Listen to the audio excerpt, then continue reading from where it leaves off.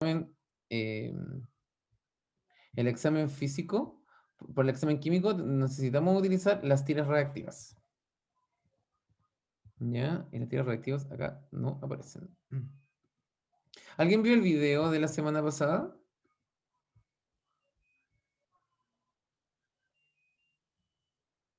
El que subí y que ahí se muestra más o menos cómo se utilizan, cuáles son las tiras reactivas y cómo se utilizan en el laboratorio. ¿No?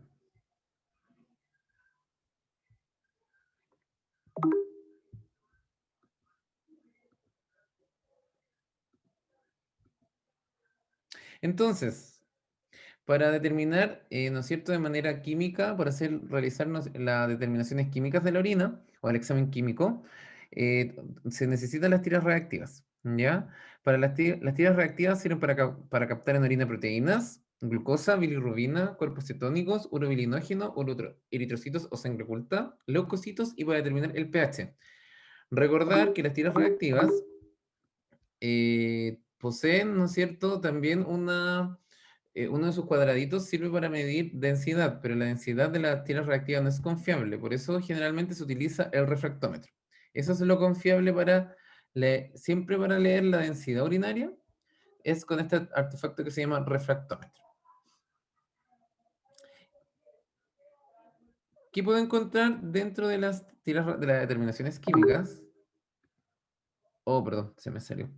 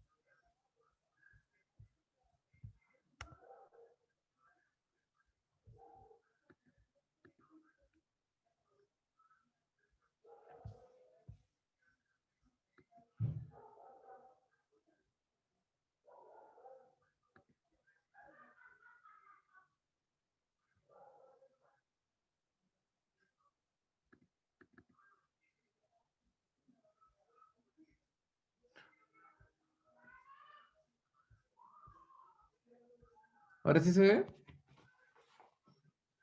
Chicos, perdón por Sí, todo, profe. perdón por Sí, todos los profe. problemas técnicos de esta clase, les pido paciencia. Ya, espero que mi computador ya esté funcionando la próxima semana.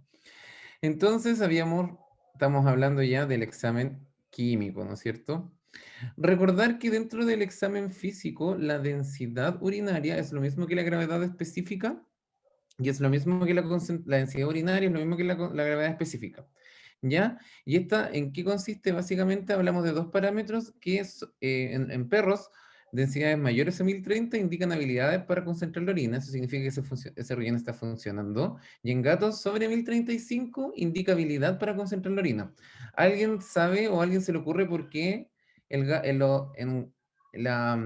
el límite de densidad urinaria es mayor en gatos que en perros?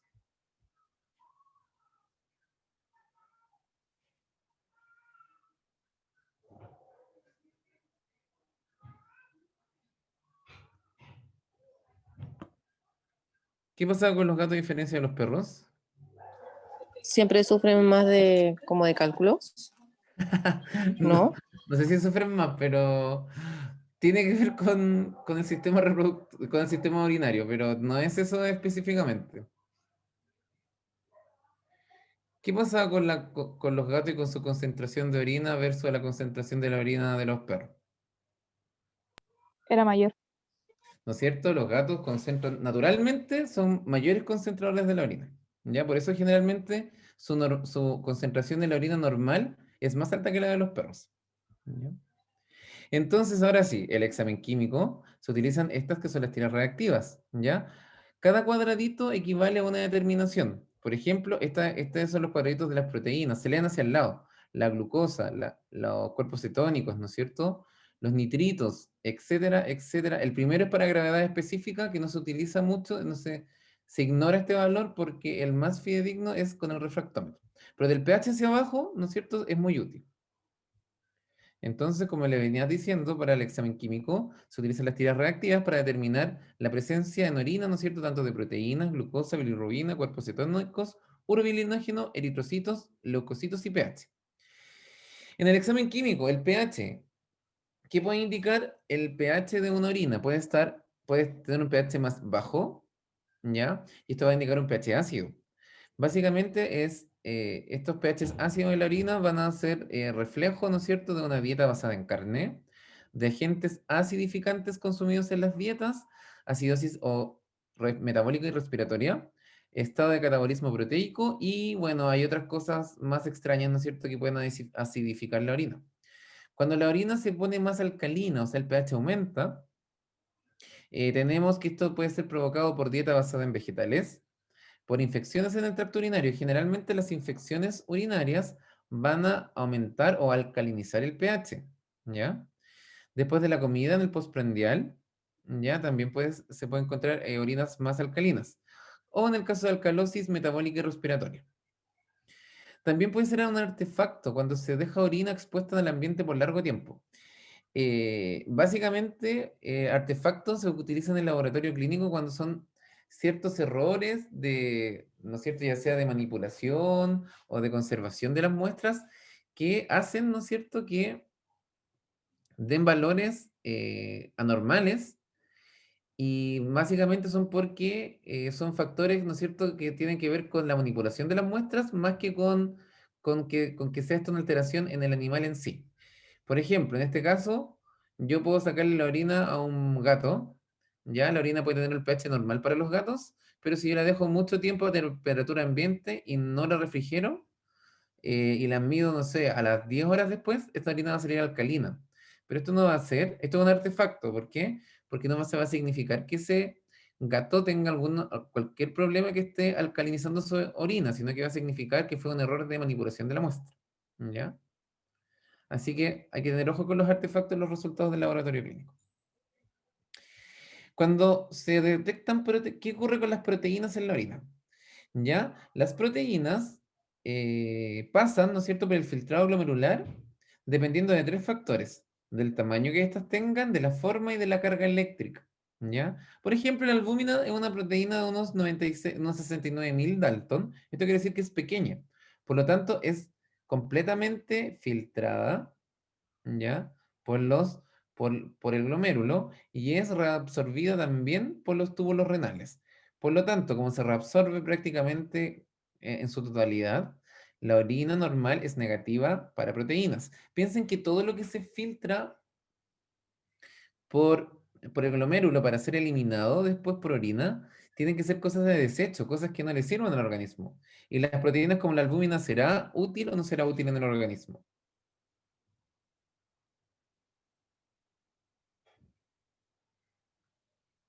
¿Qué dice el público? Útil.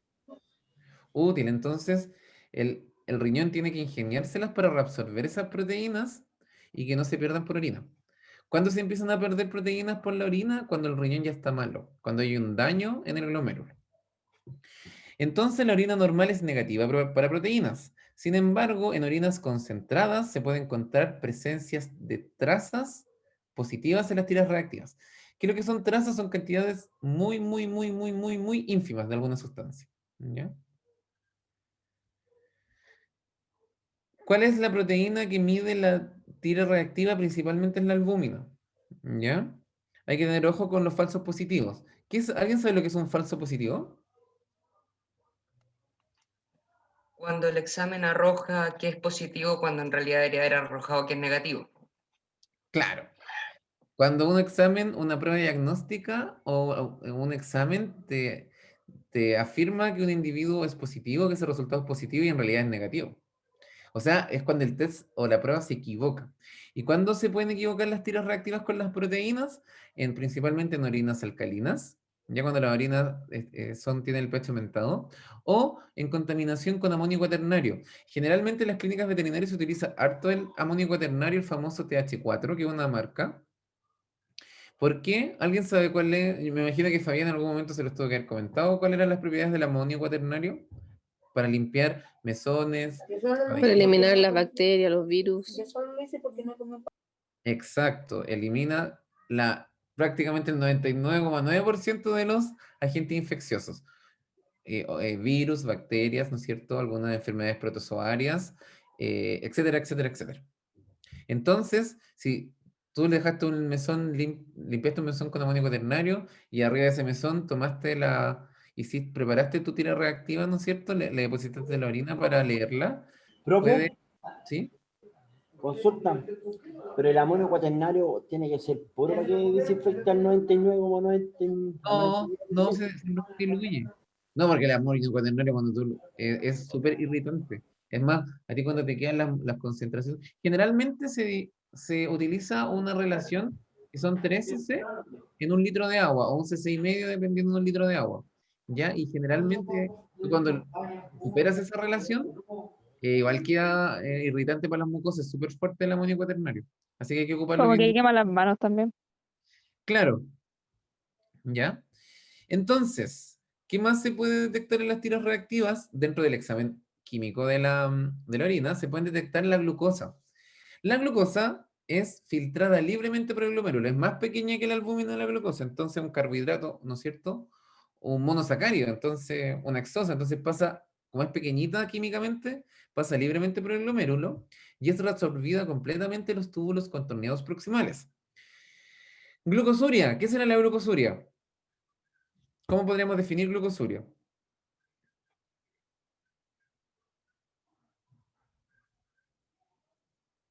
La glucosuria la podríamos definir, ¿no es cierto?, como la presencia de glucosa en la orina. ¿Ya? Entonces, ¿cuándo yo voy a encontrar glucosa en la orina, siendo que se reabsorbe un 100% en los túbulos renales antes de pasar a la orina? ¿Qué ocurre con esto? La glucosuria o la presencia de glucosa en la orina va a ocurrir principalmente cuando la concentración que hay en sangre es superior a la capacidad de reabsorción que tienen los túbulos. ¿Qué es lo que pasa? Ocurre cuando en el riñón, cuando es filtrada la glucosa por el glomérulo, en los túbulos existe un carrier, existe como un transporte, como una especie de micro o de transporte que toma, ¿no es cierto?, la glucosa y la reabsorbe el organismo. ¿Ustedes qué creen? ¿La glucosa será importante o no será importante para el organismo? Sí. Sí, ¿no es cierto? Absolutamente. Entonces, el riñón tiene mecanismos para reabsorberla, retenerla, que no se pierda en la orina. ¿Qué ocurre? Este mecanismo o este carrier, este transporte de glucosa para ser reabsorbida, cuando hay mucha glucosa, se satura. Entonces ya no le da la capacidad para seguir reabsorbiendo. ¿Y qué va a pasar? Va a empezar a aparecer cada vez, ¿no es cierto? Se va a empezar a perder glucosa por la orina. ¿En qué caso ustedes creen que puede pasar esto? ¿En qué Diabetes enfermedad? tipo 2. La diabetes. La diabetes mellitus, ¿no es cierto? Eso ocurre. Por eso un diagnóstico súper certero para diagnosticar diabetes tanto en humanos como en animales. Bueno, en humanos hay un montón de técnicas, ¿no es cierto? Un montón de exámenes. Pero nosotros en veterinaria nos ayuda harto la glucosuria, ¿ya? Que esa orina tenga presencia de glucosa. Em, por eso, en condiciones normales, cuando un paciente no tiene diabetes, en condiciones fisiológicas, la orina normal es negativa a glucosa. Entonces ya sabemos que la orina normal es negativa a proteínas y es negativa a glucosa.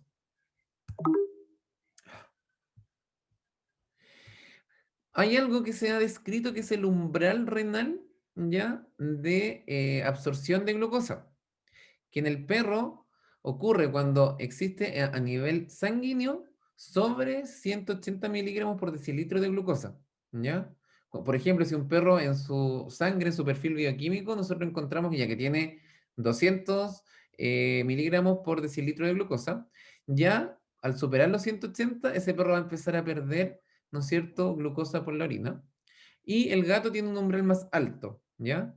Se habla que los gatos son de 280 sobre 280 miligramos por decilitro, comienza a aparecer, ¿no es cierto?, glucosa en la orina.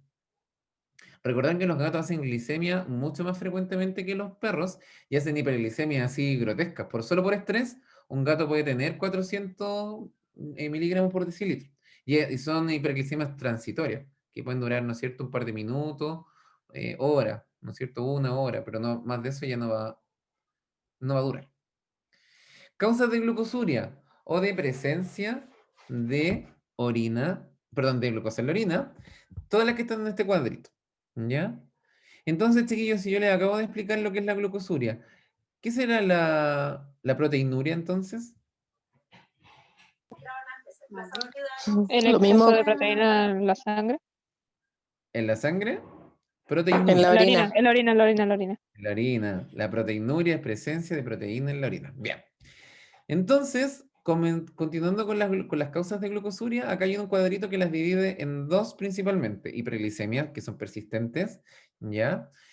Que se pueden dar principalmente por diabetes mellitus, de tipo 2 en gatos preferentemente, de tipo 1 en perros. Hiperadrenocorticismo, que es la famosa enfermedad de Cushing o Cachín.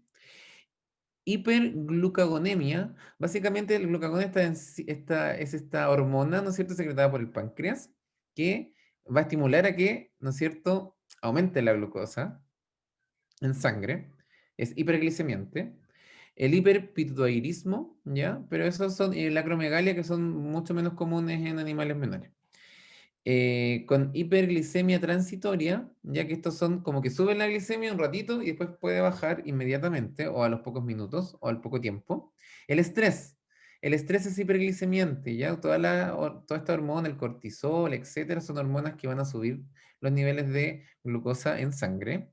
La liberación de catecolaminas, el susto, ¿no es cierto? También tienen que ver con las respuestas simpáticas, etcétera. Drogas, esteroides, la ketamina, la silacina, pueden ser hiperglicemiantes, ¿no es cierto?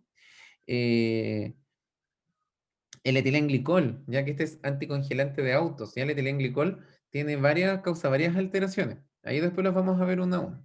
Y una de ellas es la hiperglicemia, la pancreatitis aguda, ¿no es cierto? Cólicos agudos y severos, etcétera. Continuando con el examen químico, también encontramos que se pueden detectar en orina la presencia de cuerpos cetónicos. ¿Qué son los cuerpos cetónicos? ¿Ya? Los tres principales que se estudian en especies menores es el acetoacetato, la acetona y el beta-hidroxibutirato. La cetonuria se detecta antes que la cetonemia. ¿Qué quiere decir esto? Que la presencia de cuerpos cetónicos se van a detectar de manera, ¿no es cierto?, precoz en la orina versus que en la sangre. Entonces, si tú quieres saber en el fondo si existe una mayor producción de cuerpos cetónicos, conviene, ¿no es cierto?, para detectarlo de manera precoz, hacer un urianálisis, un examen químico del urianálisis, que medirlas en sangre. ¿Ya? El aumento de en cuerpos cetónicos, ¿no es cierto?, ocurre cuando hay deficiencia de carbohidratos y hay aumento de la lipólisis. Cuando algo pasó con la cantidad de carbohidratos, con el metabolismo de carbohidratos que no está funcionando, no está haciendo el aporte energético que debería, y se utiliza, ¿no es cierto?, toda la vía de aporte energético de los lípidos. La beta-oxidación, lipólisis, etcétera, etcétera. Ya. Causas de aumento de los cuerpos cetónicos: diabetes mellitus, ¿ya? Inanición, cuando, ¿no es cierto?, no se comen varios días, y un insulinoma. Básicamente esta es una neoplasia, ¿no es cierto?, de las células beta pancreáticas que van a generar un aumento, ¿no es cierto?, progresivo de la secreción de insulina. ¿Ya? Así que esas son las tres principales causas de aumento de cuerpos cetónicos en perros y en gatos. El examen químico también podemos ver la bilirrubina. Chicos, parece que queda poquito, ¿no? Lo que vamos a hacer, si se corta, nos reconectamos inmediatamente, ¿les parece? Ya, profe. Ya. El examen químico también del urianálisis, ¿no es cierto? Podemos evaluar la bilirrubina. La bilirrubina, como ya lo hemos conversado en la clase de perfil bioquímico, esta se forma desde la hemoglobina, ¿no es cierto? Esto se forma, ¿no es cierto?, una vez que se rompe el eritrocito, hay una lisis, la hemoglobina, ¿no es cierto?, el hierro que forma la hemoglobina, ¿no es cierto?, que lo contiene el grupo, el hierro se reserva, se reabsorbe y se recicla para formar nuevos eritrocitos, y, ¿no es cierto?, todo el grupo M ya se va degradando y se va transformando en bilirrubina.